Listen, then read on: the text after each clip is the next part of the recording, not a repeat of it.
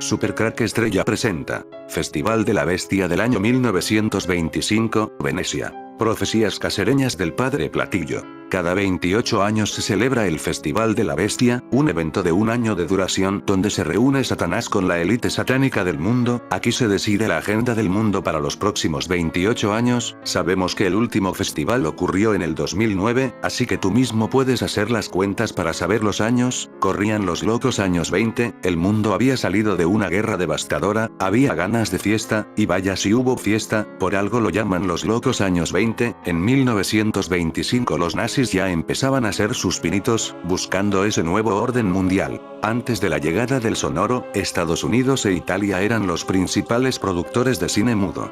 A medida que esta industria cultural se fue desarrollando, en el país transalpino, el conde Giuseppe Volpi di Misurata extendía los tentáculos de sus negocios auspiciados bajo el mandato fascista de Mussolini, en el que ejerció los cargos de primer gobernador de la Tripolitania italiana, Libia, entre 1921-1925, ministro de Finanzas, 1925-28, bajo el mandato de Mussolini o presidente de la Bienal de Venecia, 1930-43. Uno de sus primeros logros fue negociar la deuda de su país con las potencias aliadas tras la Primera Guerra Mundial. Italia era importante para celebrar el Festival de la Bestia en 1925, por ser el primer país europeo creado por nazis. Los nazis eran ocultistas y esotéricos, y la época de los años 20 el esoterismo estaba en su máxima esplendor, sobre todo porque muchos familiares tenían un deseo de comunicarse con todos los soldados muertos de la Primera Guerra Mundial. El esoterismo creció de una forma asombrosa, y llegó el Festival de la Bestia del 1925, y tenía que ser en Venecia, cuna de los misterios satánicos, de las épocas glamurosas de los condes y reyes, de una Edad Media donde Venecia era el centro de la modernidad. Y el festival se celebró en un casino en vez de un castillo, como ocurría casi siempre. El casino es conocido en Venecia como el Casino de los Espíritus. Allí todavía queda impregnado en sus paredes los rituales de sacrificios que se realizaron durante el Festival de la Bestia. Es por ello que se escuchan gritos o que aparecen cadáveres de vez en cuando. Uno no quiere ni imaginar todas las aberraciones que se cometerían en el casino durante el festival. Por supuesto que allí ya acudieron muchos nazis jóvenes. Otro majestuoso palacio ha caído presa de las leyendas locales. El Casino degli Spiriti, literalmente, la Casa de los Espíritus. A pesar de su elegancia, el edificio tiene un aspecto solitario y, según los venecianos, está encantado. Lo justifican con distintas historias, como la de Pietro Luzzo, un pintor que se suicidó por el amor que profesaba por Cecilia, amante de Giorgione, y que vaga por la casa desde entonces. Más recientemente, en la década de 1950, asesinaron a una joven en el palacio, la descuartizaron y lanzaron sus restos a la laguna. A pesar de todo, y dado que los venecianos no se aventuran a acercarse a los alrededores del palacio, es un lugar ideal para ir de pesca. Casino degli Spiriti, Casino de los Espíritus, cuyos orígenes se remontan al siglo XVI y que tiene fama de albergar los espíritus afligidos de grandes personajes que lo frecuentaron en vida. El misterio aumenta cuando se sabe que, antiguamente, en este lugar había un hospital donde se hacían autopsias, y, por si todo esto fuera poco, también fue el escenario de un crimen de 5 chicos. Otro sitio interesante, siempre visible paseando por la Fondamenta Nuove, es la isla de San Michele, que fue convertida en cementerio para dar cumplimiento al edicto napoleónico de 1804, que prohibía los enterramientos en la ciudad para evitar la propagación de enfermedades y epidemias, y donde están enterrados numerosos personajes ilustres. En resumen, es una Venecia diferente y emocionante que le brindará sensaciones únicas para recordar y revivir con el tiempo.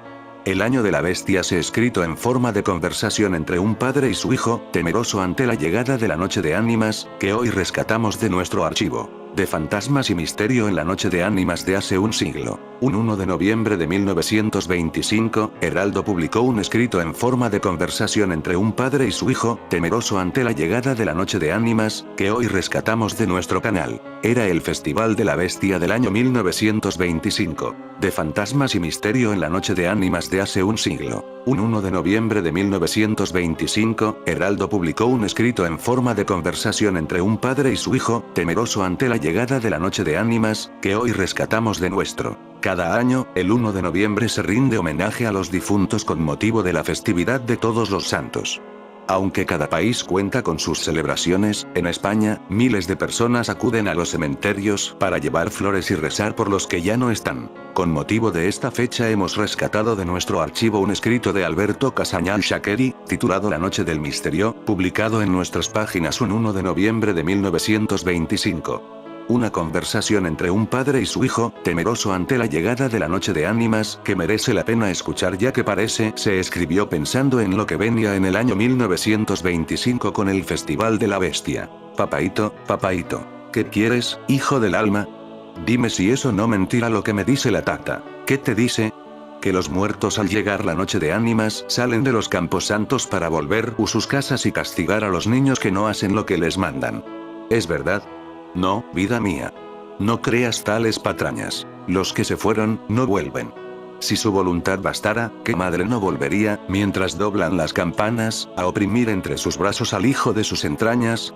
¿Y qué hijo, amado y amante, no batiría las alas, hacia el hogar que, en su huida, dejó inundado de lágrimas? Los que se fueron, no vuelven. Esta es nuestra gran desgracia, el más terrible suplicio que aflige a la estirpe humana. Pues la tata me asegura que los ha visto. ¿Me engaña? ¿Es verdad que los ha visto? Si tiene corazón, si ama de veras, si sus amores, ilusiones y esperanzas, bajo un puñado de tierra durmiendo están, no te engaña. 100 veces los habrá visto y verlos podrá otras tantas. También yo, hijo de mi vida, cuando en la noche callada mis párpados languidecen y la materia descansa, veo a los que amé, mas no con los ojos de la cara, sino con los del espíritu que de velar no se cansa. Siempre que algún ser amado muere, después de una larga convivencia con nosotros, hay algo que no se marcha con él, algo que nos liga al misterio de la nada y que ante nosotros surge para endulzar nuestras ansias, cuando el dolor nos consume y la fiebre nos abrasa. Para los que fueron carne de nuestra carne, para los que compartieron alegrías y desgracias con nosotros, nuestro pecho es, hijo mío, urna santa, cárcel humilde y tranquila, sepultura dulce y blanda, para la ilusión, abierta, para la verdad, cerrada. ¿Cómo, hijo mío, no verlos cuando en las noches calladas nuestros párpados se cierran y el sueño nos avasalla, si es el pensamiento un nicho que tiene un cristal por lápida? En el mundo de ilusiones que llevamos en el alma podemos ver a los muertos cuando en el corazón mandan. Aunque, como tú imaginas, los muertos resucitaran, ¿qué otra cosa hacer podrían, si los amaste y te amaban, que acariciar tus cabellos y en tu frente inmaculada posar sus labios en busca del calor que a ellos les falta? Tengo mucho miedo, papaíto. Aunque, como tú imaginas, los muertos resucitaran, y en vez de alucinaciones fuesen realidad palmaría, las sombras que nos rodean al llegar la Noche de Ánimas, ¿qué otra cosa hacer podrían, si los amaste y te amaban, que acariciar tus cabellos y en tu frente inmaculada posar sus labios en busca del calor que a ellos les falta? Solo el criminal, el hombre sin juicio y sin fe y sin alma, que en vez de sembrar amores sembró llantos y cizañas, puede temer a los muertos, por temer a su venganza. Hijo mío, hace ya rato doblando están las campanas, a los que Dios se ha llevado un abismo nos separa. Sí. Ellos, llegar a nosotros para calmar nuestras ansias no pueden, tú y yo podemos ver nuestra ansiedad lograda, ¿cómo, hijo mío? Rezando. Una plegaria es un pájaro incansable de resplandecientes alas que nos llevará hasta donde nuestro amor quiera que vaya. Francisco Arroyo Mateos fue un sacerdote, nació en el mismo año del festival, de mayor realizó unas profecías, que las tomamos en serio por nacer ese mismo año, puede que naciera con ese mensaje al mundo. Las extrañas profecías casereñas del padre Platillo. Juan Francisco Arroyo Mateos fue un sacerdote que nació en Malpartida de Cáceres en 1925, conocido con el apodo de padre Platillo, ya que se dedicó en cuerpo y alma al mundo de la ufología, desde que en 1957, según él, vio un ovni. Los ángeles tendrán trato familiar con los hombres, cómo salvar incluso a seres de otros mundos, hay extraterrestres malos que ayudan al anticristo, de quien se asegura que ha nacido ya y reside en, mensaje de otro mundo. ¿Existe el infierno? Ciudad extraterrena que bajará e impondrá el desarme y la paz en el mundo, son títulos de libros, y todos son del mismo autor, Jeremías López de Santiago, que escribió más de 20. Redactados entre 1970 y 1996, salían de la provincia de Cáceres para venderse en toda España. ¿Quién era Jeremías López? Tras este nombre estaba, en realidad, Juan Francisco Arroyo Mateos, un sacerdote que nació en Malpartida de Cáceres en 1925, que fue conocido con el apodo de Padre Platillo, ya que se dedicó en cuerpo y alma al mundo de la ufología, desde que en 1957, según él, vio un ovni.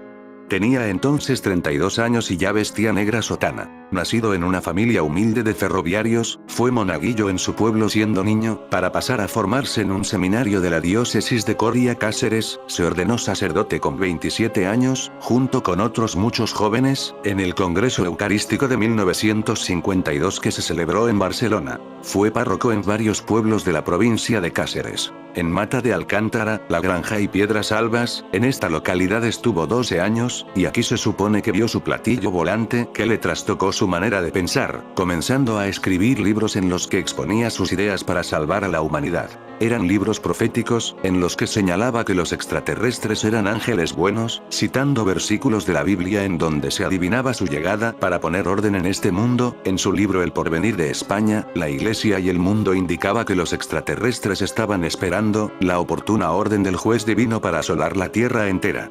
Aseguró que el ataque sería por sorpresa, y los secuaces de Satanás serán exterminados, para comenzar la época de los cielos nuevos, y una nueva tierra en la que more la justicia. Dijo que se sabía que su operación primera en la tierra sería establecerse en algún gran monte. A este respecto, recuerdo que la prensa del año 1966 dio cuenta de unas noticias según las cuales los seres extraterrestres se habían establecido en la cordillera de los Andes, y nadie podía acercarse a ellos por hallarse protegidos.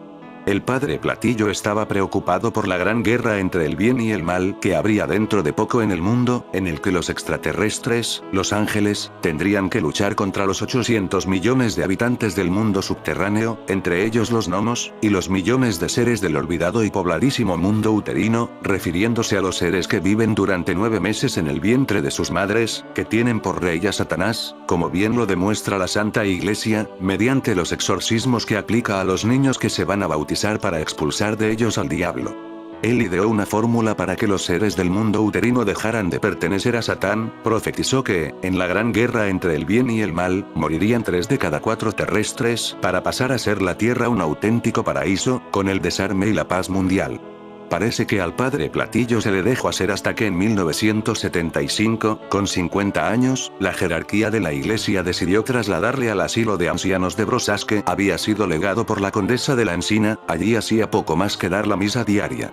En Brosas siguió escribiendo, dando bastante que hablar. En 1988 un libro en favor del sacerdocio femenino. En 1991, el diario Hoy le dedicó una página, entrevistándole el periodista Asoya, que aseguraba haber encontrado un sistema para producir energía ilimitada. Se basaba en el molinillo de café, en donde la vara mediría unos 20 metros, insistía en que moviendo engranajes, que a su vez pusieran en movimiento turbinas, se llegaría a generar energía para ciudades, fábricas o coches, pensando que así se movían los platillos volantes. En 2002 Lino Camprubi fue a verle a Brosas, para entrevistarle para el Catoblepas, revista crítica del presente. El Padre Platillo tenía 77 años, y Camprubi le describe como una persona acabada, rodeada de censores de la Iglesia que le había prohibido escribir, y que habían quemado sus libros. Murió el 21 de abril de 2008, con 82 años. Un año después se celebró el Festival de la Bestia del año 2009. En agosto de 2012, la revista cultural Baileja, de Malpartida de Cáceres, reivindicó su memoria en un artículo escrito por Francisco Javier Manzano Terrón. El que fue director de esta revista, Jerónimo García Castela, señala que el Padre Platillo, sin duda es un gran e inspirador personaje a recuperar en esta época baldía. No todos sus libros fueron quemados. En la Biblioteca Pública de Cáceres nosotros hemos encontrado 11 que se pueden consultar en sala, no se pueden llevar a casa, entre los que se encuentra Próxima, histórica y auténtica venida de los extraterrestres y subterrestres y lo que harán en la Tierra. Ahí es nada. Mucho interés en tapar lo que dijo. Los ángeles tendrán trato familiar con los hombres, cómo salvar incluso a seres de otros mundos. Hay extraterrestres malos que ayudan al anticristo, de quien se asegura que ha nacido ya y reside en. Aquí dejan puntos suspensivos en forma de secreto, pero él ya nos da una pista cuando habla de Nogmos. Es una referencia a los Nogmos de Zúrich, por tanto el nacimiento tiene que ser Zúrich. Esos figurativos gnomos siguen haciendo de las suyas, hoy en algunos lugares se los llama de otra manera, pero siempre son los mismos y actúan en las principales urbes, no solo en la ciudad suiza que les dio su nombre. Washington, Nueva York, Los Ángeles, Moscú, San Petersburgo, Beijing, Shanghái, París, Londres, Berlín, etc., detentan grupos de poder vía líderes políticos y ejecutivos de sus grandes empresas transnacionales. Forman un conjunto multiforme que actúa sutilmente silencioso, como si el planeta y sus inmensos recursos le perteneciera. La frase Gnomos de Zúrich la divulgó el ex primer ministro británico Harold Wilson en los años 50 del siglo XX, usó la expresión para referirse a la forma oculta en que los banqueros suizos de Zúrich, centro financiero de alcance mundial, especulaban, agigantando o aminorando las crisis de turno en función de sus intereses. Pasados los años, el presidente estadounidense John Fitzgerald Kennedy popularizó mundialmente la expresión al referirse explícitamente en uno de sus últimos discursos de 1963 a los gnomos de Zúrich. En esa oportunidad, Kennedy englobó en el apelativo a poderes ocultos de nivel planetario que deberían ser develados, por traficar con crisis internacionales o creándolas a su gusto cuando así les convenía. Con el tiempo, la expresión gnomos de Zúrich pasó a formar parte de varias teorías conspirativas, algunas extremas y alejadas de la realidad, otras no tanto. Lo que quiso decirnos Kennedy quedó en el misterio por su trágica muerte en noviembre de 1963. Es más, muchos piensan que fue asesinado para que no revele nombres ni fuentes de esos misteriosos personajes. El 20 de enero de 1960, el general Dwight Eisenhower, al dejar el mando presidencial, justamente en manos de Kennedy, durante su discurso de despedida acusó a un complejo industrial militar de conspirar y manipular la economía. Esos poderosos eran sin duda parte de los gnomos de Zúrich, élite privilegiada que controla los resortes que generan guerras, amén de otros factores geopolíticos y económicos sociales. Hoy en día no queda nada de lo que dijo Juan Francisco Arroyo Mateos, es un tema tabú hasta complicado de encontrar en internet, las élites se encargaron bien de borrar todo, pero si busca con esmero puedes encontrar algo aún. Hoy en día, numerosas sectas religiosas parten de supuestas relaciones interplanetarias, el antropólogo Ignacio Cabría, autor de Entre ufólogos, creyentes y contactados. Una historia social de los ovnis en España, Cuadernos de Ufología, Santander 1993, estudia el movimiento ufológico español y la entrada en tal escena de clérigos en la década de los 50, tanto con voluntad de evangelización de dichos seres, como en el caso que nos ocupa, considerándolos divinos. El boletín del Centro de Estudios Interplanetarios, CIE, está disponible en internet. Su primer número de la segunda época, enero-febrero 1997, contiene un artículo titulado, muy ingeniosamente, Don Jeremías López, un cura entre extraterrestres, en el que los autores parecen insinuar que la afición de Jeremías López por los platillos volantes y los contactos con extraterrestres pudo tener como causa final el aumento de interés de los feligreses, a los que, según aparece en dicho artículo, ya había entregado bonos de ayuda americana a cambio de que acudieran a su parroquia, aunque también se hace alusión a una experiencia de tipo místico que trataremos más adelante. Jeremías López avistó un ovni en 1957. En dicho artículo, se dice que siguió escribiendo hasta los 80, y sin embargo en el ISBN aparecen libros suyos incluso de 1996. La proximidad cronológica y geográfica hacía inexcusable no intentar ver a Jeremías López para aclarar este y otros puntos. El viernes 25 de octubre del 2002, llamé a Juan Francisco Arroyo Mateos, nombre real del sacerdote, tal como aparece en el ISBN, al número que aparecía en las páginas blancas de Telefónica proponiéndole una entrevista, accedió, pero fue incapaz de decirme el horario de visitas que tiene la casa en la que reside. Llamé, por tanto, a la residencia de ancianos de la Fundación Condesa de la Encina, dependiente de la diócesis de Coria, donde a pesar de extrañarse de mi interés por el cura, según le llamaron, no se opusieron a que fuera el domingo 27, alrededor de las 12, ya que las visitas se podían realizar a lo largo de todo el día. Y llegó el domingo. A las 10 a.m., 2 horas antes de la convenida, nos presentamos, Paula de la Cerda Aines, conformando el equipo psicológico, y yo mismo, en la residencia, un edificio bastante grande situado al borde de la carretera de entrada de Brosas desde Cáceres. Nos recibió la directora apresurándose a advertirnos que, si íbamos a por libros, habíamos viajado en balde, pues estaban reconstruyendo la casa del padre Francisco Arroyo, colindante con la residencia por atrás, y se los han llevado todos. Al parecer tampoco en su cuarto conservaba nada. Ante la cercanía de la casa y la coincidencia de los teléfonos, no pude menos que preguntar a la directora si la residencia ocupa el lugar de la editorial Divulgaciones Benéficas, a lo que respondió que no, que la residencia no era de Francisco, aunque este llevaba ya alrededor de 20 años en ella, como veremos, algunos más. Acerca de la editorial no supo decirnos nada. Llegamos al cuarto de Jeremías López. Individual, austero, algo maloliente, y allí estaba él, escuchando la radio. Tardó un rato en bajar el volumen e intentar levantarse, cosa que le pedimos que no hiciera, dado que era evidente su deterioro físico. Tras explicarle que la entrevista aparecería en una revista en internet, ente virtual con el que no había tenido contacto, según me dio a entender su expresión, me permitió situar entre nosotros la grabadora encendida. Lo que sigue es aquella conservación, que resumiremos o transcribiremos según convenga. Juan Francisco Arroyo nació en 1925 en la provincia de Cáceres, en el seno de una familia de ferroviarios e hizo de monaguillo en su pueblo. Cuenta que un médico adivinó su vocación y le llevó al seminario de Coria. En 1952 fue al Congreso Eucarístico de Barcelona, donde fue ordenado sacerdote junto con gentes de muchas otras partes. Volvió a Cáceres, pues pertenecía a la diócesis de Coria, y a ninguna otra orden religiosa. En Jeremías López, un cura entre extraterrestres, el artículo que mencionamos más arriba, se afirma que es jesuita, pero Francisco no admitió tal adscripción. Primero en Mata de Alcántara, La Granja, Piedras Albas, hasta 1974, y de allí a la residencia de Brosas, en el año 1975.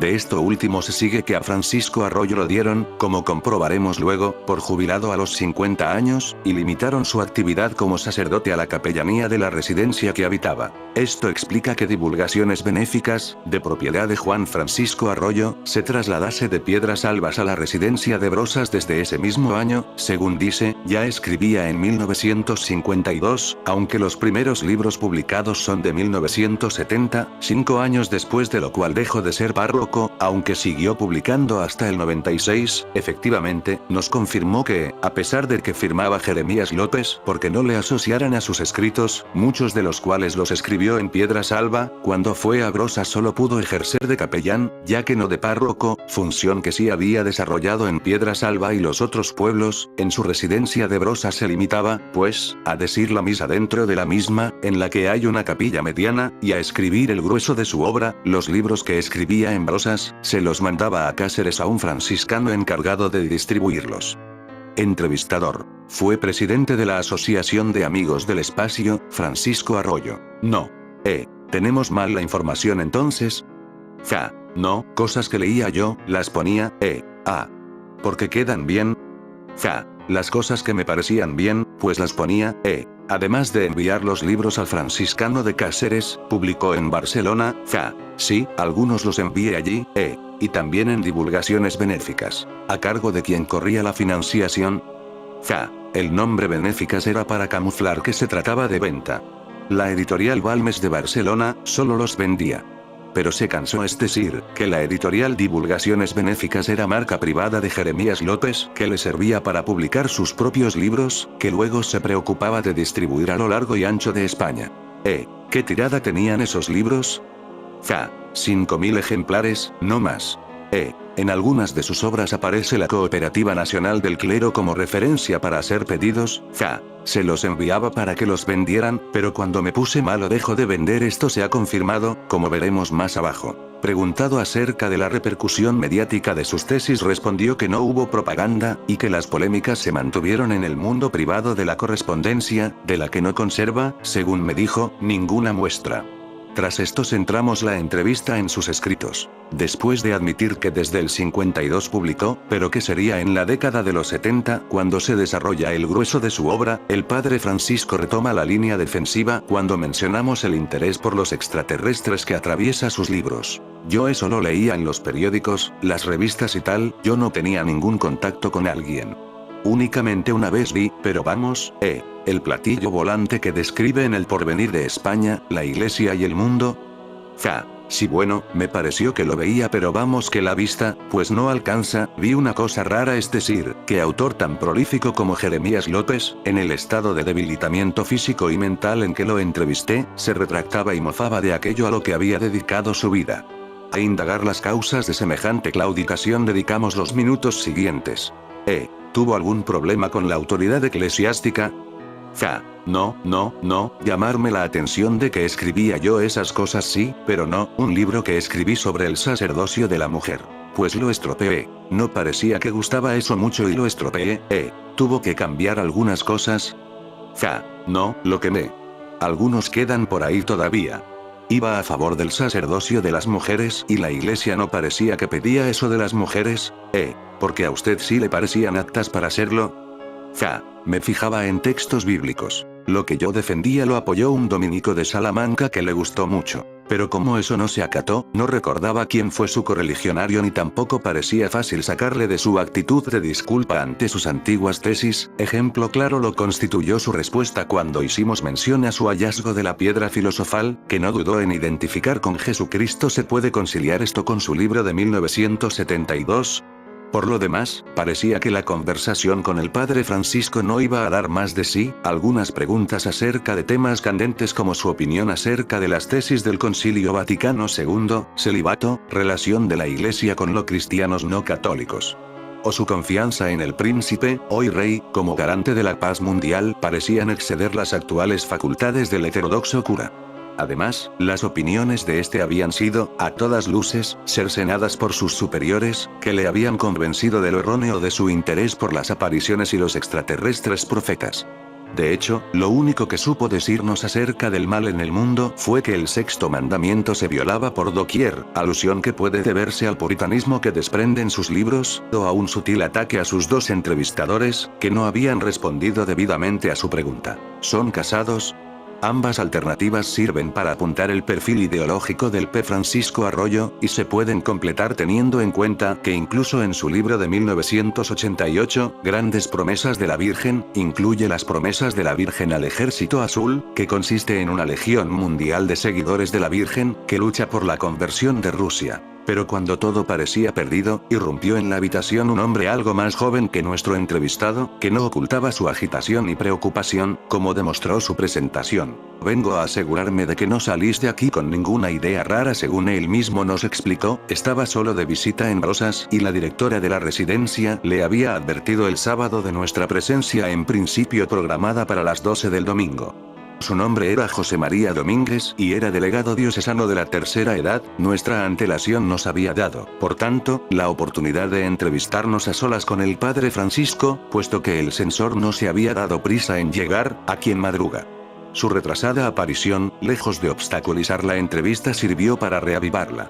Explícitamente su intención era la de disuadirnos de continuar la entrevista, y advertirnos ante lo erróneo y ridículo de las tesis de Juan Francisco. Grabadora en mano, tuvo lugar un tira y afloja, una vez sentado el censor junto a Francisco, pero en una posición algo más elevada, como correspondía a la jerarquía y la situación, en el que nosotros exponíamos las razones para quedarnos y continuar la entrevista aunque fuera en su presencia.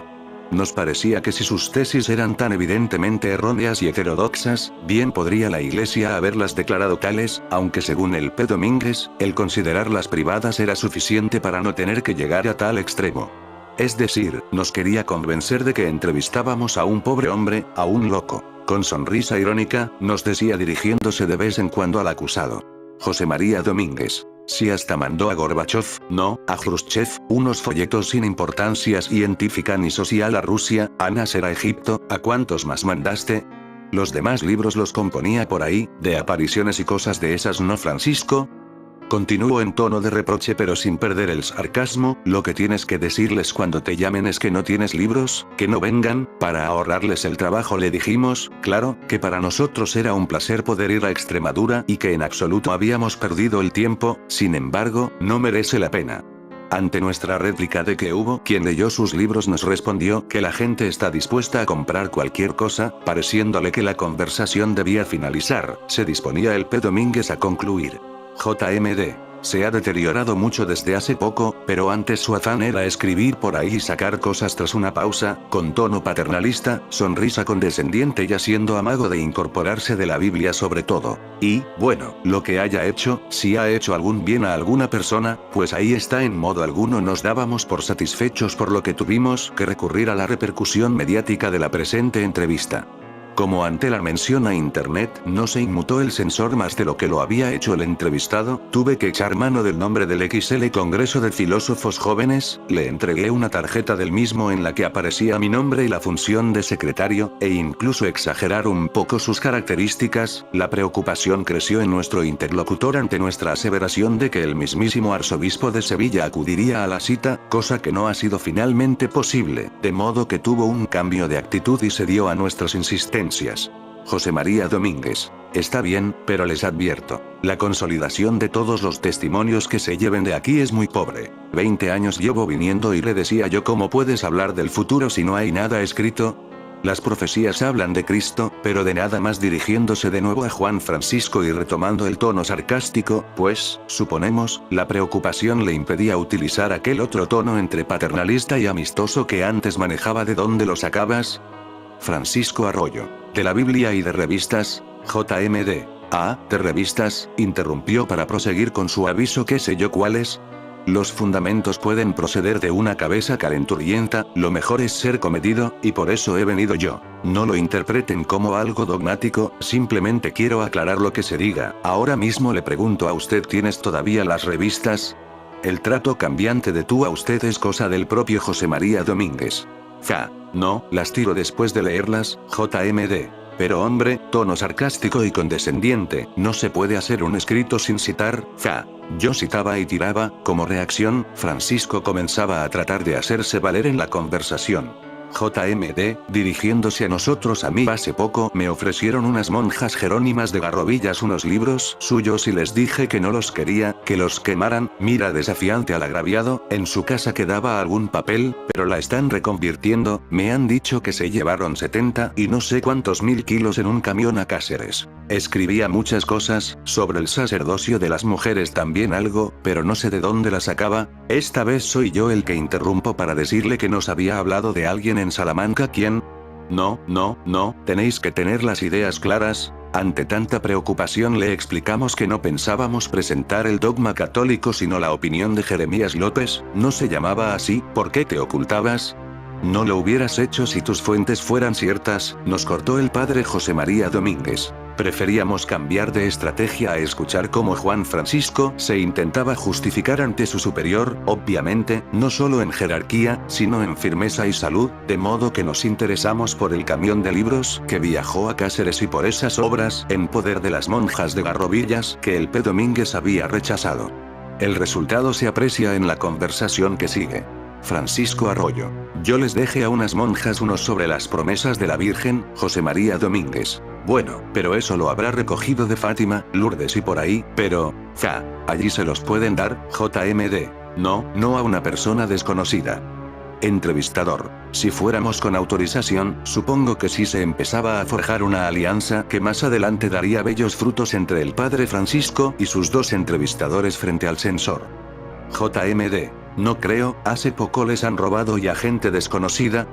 Le repito que no pretendemos sino conocer la opinión de Jeremías López. No supondrá ningún problema para ustedes que accedamos a ese libro, JMD. En todo caso ese no creo que les interese, son cosas conocidas, que las cogiste de Fátima, ¿no? Ja, de muchas cosas, hombre. JMD. Y de México, ¿verdad? No se acordará ya. Para el interés que ustedes tienen sería mejor que hiciesen una selección. Ja, el padre franciscano corredor tiene muchos aquí. Alcanzaba su cenit la rebelión de Francisco. JMD. No vienen buscando cualquier cosa. Tal vez lo de las monjas de aquí. Este drástico cambio de actitud acerca de nuestra visita de Garrovillas solo se explica como maniobra para desviar nuestra atención del franciscano de Cáceres. Ja, las monjas solo tienen uno. JMD. ¿Cuál? Ja, el de grandes promesas de la Virgen ante tal victoria por parte del P. Francisco, que había demostrado que no eran tan débiles ni su memoria ni su interés porque sus obras se recuperasen. Aprovechamos para ganar algo más de terreno sobre el P. José María Domínguez. Le veo un poco preocupado. Sabemos que los escritos del P. Francisco no son la ortodoxia y no los interpretaremos como tal, JMD. No compatibilizan con la Iglesia. Solo quiero que se den cuenta de la situación en que se encuentra. Mirando lastimoso a Francisco, ya le dijo el obispo que dejara de escribir, no valía la pena, pero los libros no se censuraron ni tuvieron compradores, JMD. Hay de todo y para todos, títulos absurdos de contenidos poco firmes. No se pueden interpretar literalmente las profecías de la Biblia. Entre tanto, redacté un texto en el que el padre Francisco me autorizaba a recoger sus libros del convento de Garrovillas y se lo extendí para que lo firmase, cosa que él quería hacer pero que al otro sacerdote no parecía ético, sino más bien un abuso de un anciano, aunque por otro lado se negaba a firmar dicha autorización él mismo. De hecho, el único que se comportaba de modo vil para con Francisco era él, como han demostrado a lo largo de la anteriormente transcrita conversación los sucesivos intentos de Francisco por lograr algo tan simple como que dos jóvenes no se fueran con las manos vacías de Cáceres y tuvieran acceso a algunos de sus libros. La evidencia de tal situación, a lo que añadíamos nuestras afirmaciones de que lo único que nos interesaba era Jeremías López, no eran suficientes para tranquilizar al censor, que, empeñado en interceptar los libros de nuestro entrevistado, quiso llamar por teléfono al convento aduciendo que era la mejor manera de evitar un acto tan horrible como el de hacerle firmar a un hombre senil una autorización para recoger un libro que, según sus propias palabras, nadie más que nosotros quería. De nuevo, su intento de obstaculizar, o, más neutralmente, apadrinar, la entrevista con el P. Francisco y sus resultados, supusieron un impulso para la misma, dado que tuvo que ausentarse para hacer la llamada a las monjas de Garrovillas, momento que el padre Francisco aprovechó, motu propio, para firmar la autorización y revelarnos, en una alarde de memoria, no solo por el dato, sino por la importancia de los contenidos de la conversación anterior, y con plena conciencia de estar esquivando a la autoridad, la completa identidad del franciscano de Cáceres que habían mencionado en 2 ocasiones anteriores. Se trataba del padre Antonio Corredor García, cuya dirección también recordaba y, como veremos más abajo, resultó ser correcta. Además, nos explicó cómo llegar a Garrovillas, cita a unos 20 kilómetros de Brozas.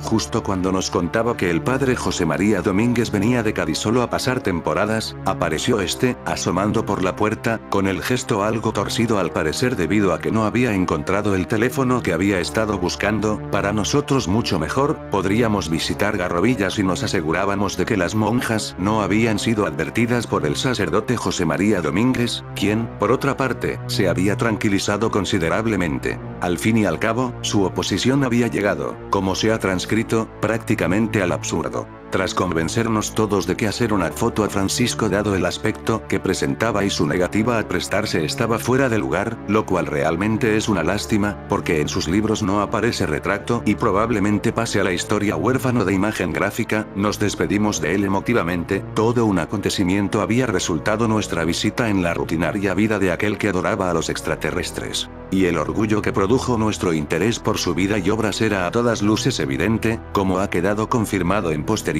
conversaciones telefónicas con Juan Francisco Arroyo. Nos acompañó a la salida el padre José María Domínguez.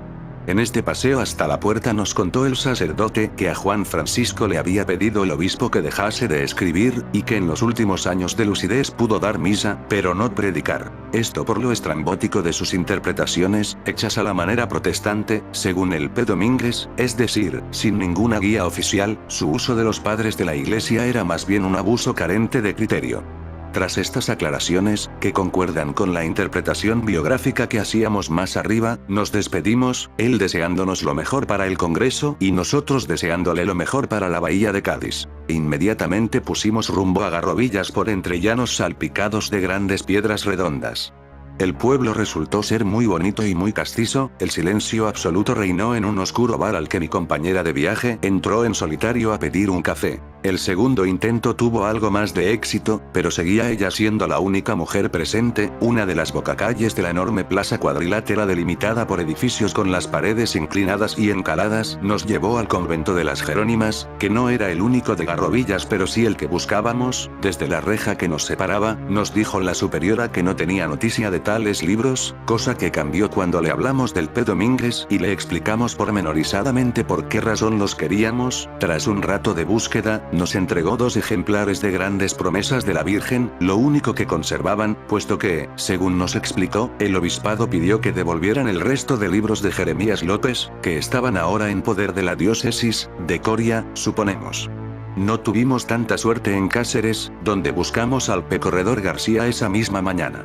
Las indicaciones de Juan Francisco habían sido correctas. En la calle Margallo, un colegio de nombre San Francisco de Padua, la librería San Antonio y, por último, un joven con sandalias de fraile y camiseta Nike nos indicaron la cercanía del convento.